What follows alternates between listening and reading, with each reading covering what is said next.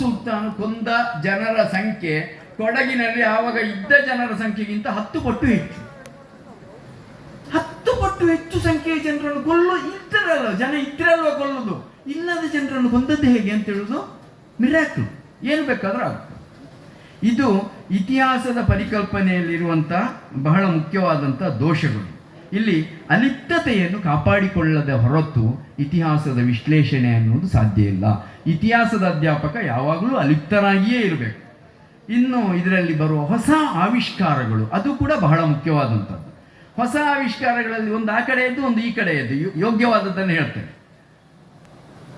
ಇದು ಸುಮಾರು 3-4 ವರ್ಷಗಳ ಹಿಂದೆ 10ನೇ ಕ್ಲಾಸಿನ ಪಠ್ಯ ಪುಸ್ತಕದಲ್ಲಿ ಮಾರ್ತಾಂಡವರ್ಮ ಅನ್ನುವ ಒಬ್ಬ ರಾಜನದ್ದು ಕೊಟ್ಟರು. ಇದು ಬಲಪಂಥೀಯರು ಕೊಟ್ಟಂಥ ಇತಿಹಾಸ.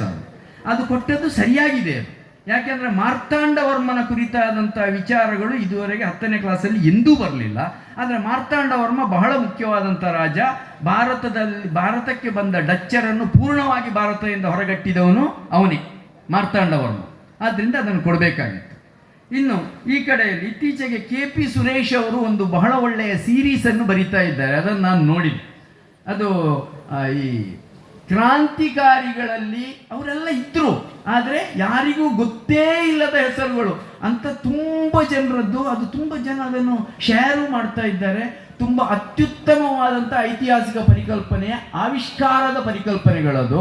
ಇಂಥ ಪರಿಕಲ್ಪನೆಗಳನ್ನು ಪಠ್ಯಕ್ಕೆ ತರಬೇಕಾದಂಥ ಅವಶ್ಯಕತೆ ಇದೆ. ಹೇಳಿದ್ದು ಒಂದು ಕಡೆಯಲ್ಲಿ ಹೇಳಿದರೆ ಸಾಕು. ಇದು ಏನಾಗಿದೆ ಗೊತ್ತುಂಟ, ಪ್ರೈಮರಿ ಸ್ಕೂಲಲ್ಲಿ ಏನು ಹೇಳಿದ್ದು ಅದನ್ನೇ ಹೈಸ್ಕೂಲಲ್ಲಿ ಹೇಳೋದು, ಅದನ್ನೇ ಕಾಲೇಜಲ್ಲೂ ಹೇಳೋದು. ಈ ರೀತಿಯಾಗಿದೆ. ಪ್ರತಿಯೊಂದು ಅಂಶವನ್ನು ಯಾವುದಾದ್ರೂ ಒಂದು ಹಂತದಲ್ಲಿ ನಿರೂಪಣೆ ಮಾಡುವ ಹಾಗೆ ಇಡೀ ಪಠ್ಯ ಪುಸ್ತಕವನ್ನೇ ರೀಡಿಸೈನ್ ಮಾಡಿದರೆ ಚೆನ್ನಾಗಿರ್ತದೆ. ಇಲ್ಲಿ ಈ ಐತಿಹಾಸಿಕ ಮೆಥಡ್ ಬಹಳ ಮುಖ್ಯವಾಗ್ತದೆ ಅಂತ ಹೇಳೋದು. ಒಂದು ಉದಾಹರಣೆ ಕೊಟ್ಟು ನನ್ನ ಮಾತನ್ನು ನಿಲ್ಲಿಸ್ತೇನೆ, ಯಾಕೆಂದರೆ ಚೀಟನ್ನು ನಾನು ನೋಡ್ತಾ ಇದ್ದೇನೆ, ಬರೆಯುವುದು ಬೇಡ ಅಂತ. ಇಲ್ಲಿಗೆ ನಿಲ್ಲಿಸ್ತದೆ. ಉದಾಹರಣೆ ಏನು ಅಂತ ಹೇಳಿದ್ರೆ, ಆ ವಾಟ್ಸಾಪ್ ಅಲ್ಲಿ ಒಂದು ಬರ್ತದೆ ಇತಿಹಾಸ. ಅದು ಹೇಗೆ ಅಂದ್ರೆ, ಯಾರು ಥಾಮಸ್ ಬ್ಯಾಬಿಂಗ್ಟನ್ ಮೆಕಾಲೆ. ಈ ಥಾಮಸ್ ಬ್ಯಾಬಿಂಗ್ಟನ್ ಮೆಕಾಲೆಯದ್ದು ಒಂದು ಹೇಳಿಕೆ. ಏನು ಹೇಳಿಕೆ ಅಂತ ಹೇಳಿದ್ರೆ, ಭಾರತವನ್ನು ಭಿಕ್ಷುಕರ ದೇಶವಾಗಿ ನಾವು ಮಾಡಬೇಕೆಂದಾದ್ರೆ ಇಂಗ್ಲಿಷ್ ಎಜುಕೇಶನ್ ಅನ್ನು ಜಾರಿಗೆ ತರಬೇಕು ಅಂತೇಳಿ ಅವನದೊಂದು ಹೇಳಿಕೆ. ಅವ ಬ್ರಿಟನ್ನ ಸಂಸತ್ನಲ್ಲಿ ಹೀಗೆ ಭಾಷಣ ಮಾಡಿದ ಅಂತ ಹೇಳಿ ಅಲ್ಲಿ ಡೇಟ್ ಗೀಟ್ ಎಲ್ಲ ಬರ್ತದೆ. ನನಗೊಬ್ಬರು ಇತಿಹಾಸದ ಅಧ್ಯಾಪಕರೇ ಅದನ್ನು ಕಳಿಸಿದ್ರು. ಆವಾಗ ನಾನು ಅವರಿಗೆ ರಿಪ್ಲೈಯನ್ನು ಕೊಟ್ಟೆ. ಒಂದು ಐತಿಹಾಸಿಕ ಮೆಥಡ್ ಅನ್ನು ನೋಡಿ, ನೀವು ಡೇಟ್ ಅನ್ನು ನೋಡಿದರೆ ಭಾರತದಲ್ಲಿ ಇಂಗ್ಲಿಷ್ ಶಿಕ್ಷಣ ಜಾರಿಗೆ ಬಂದ ಮೆಕಾಲೆ ವರದಿ, ಇದು ಅವರ ಕಮಿಟಿ ಮೀಟಿಂಗ್ ಆಗಿ ವರದಿ ಜಾರಿ ಮಾಡಿದ ದಿನದಿಂದ 3 ದಿನಗಳ ಹಿಂದಿನ ಡೇಟ್ ಅಲ್ಲಿ ಆ ವಾಟ್ಸಪ್ ಅಲ್ಲಿ ಇದೆ ಸಂದೇಶ. ಆವಾಗ ಅವರು ಹಡಗಿನಲ್ಲಿ ಬರಬೇಕಾಗಿತ್ತು, ಫ್ಲೈಟ್ ಇರಲಿಲ್ಲ. 3 ದಿನದಲ್ಲಿ ಇಂಗ್ಲೆಂಡಿಂದ ಭಾರತಕ್ಕೆ ಬಂದದ್ದು ಹೇಗಪ್ಪ ಆ ಮನುಷ್ಯ? ಆಯ್ತು, ಒಂದು ವಿಚಾರ. ಎರಡನೆಯದು, ಅಲ್ಲಿ ಬಳಕೆಯಾದ ಇಂಗ್ಲಿಷಲ್ಲಿ ಯುವರ್ ಅಂತೆಲ್ಲ ಬಳಕೆಯಾಗಿದೆ, YOU ಅಂತೆಲ್ಲ ಬಳಕೆಯಾಗಿದೆ.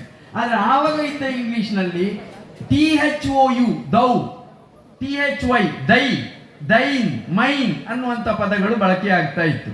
ಇದನ್ನು ನೋಡಿಕೊಳ್ಬೇಕು. ಅಂದ್ರೆ ಇದು ಹೊಸತ್ತಾಗಿ ಈಗ ಫಿಟ್ಟಿಂಗ್ ಮಾಡಿದ್ದು, ಹೊಸತ್ತಾಗಿ ಫಿಟ್ಟಿಂಗ್ ಮಾಡಿದ ಇತಿಹಾಸ ಇದೆ ಅಲ್ಲ. ಇದನ್ನು ಗುರುತಿಸುವುದಕ್ಕೆ ಸಾಧ್ಯವಾದಾಗ ಐತಿಹಾಸಿಕ ಪರಿಕಲ್ಪನೆಗಳನ್ನು ಸಮರ್ಪಕವಾಗಿ ಮಾಡಲಿಕ್ಕೆ ಸಾಧ್ಯವಾಗ್ತದೆ. ಎಲ್ಲವನ್ನೂ ಸಮರ್ಪಕವಾಗಿ ಮಾಡಬಹುದು.